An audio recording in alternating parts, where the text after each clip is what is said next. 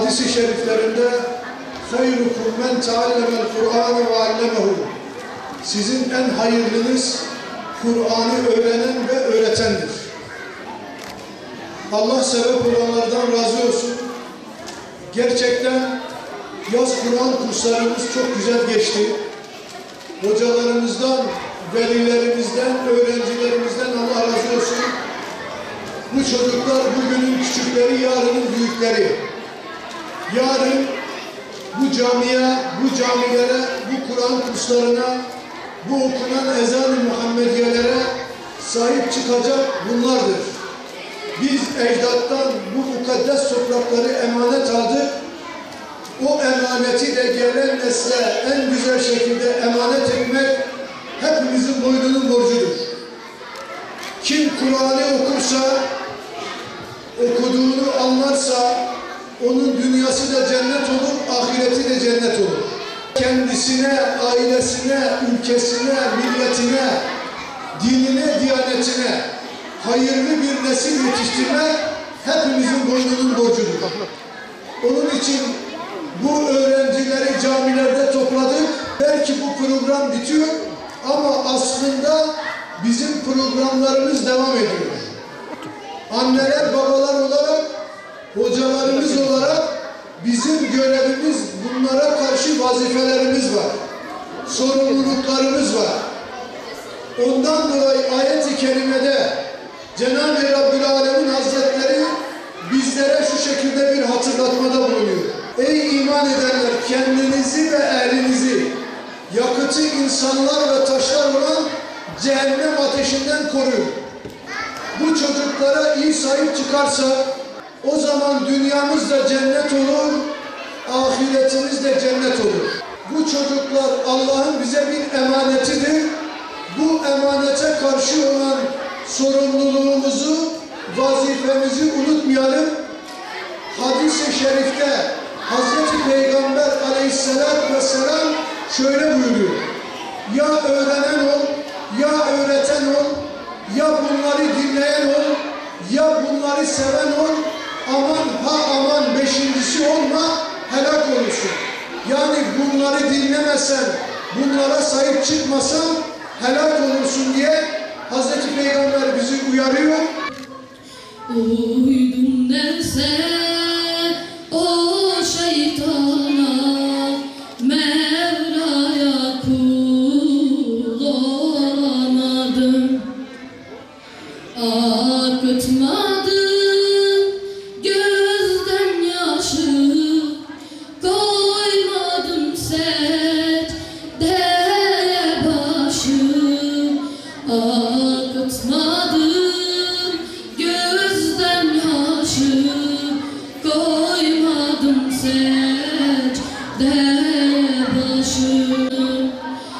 Aldattı dünya telaşı, Allah'a kul olamadım. Bir metre bezmiş lazım olan, Mevla'ya kul olamadım. Soyumuzdan gelecekleri namazı devamlı kılanlardan eyle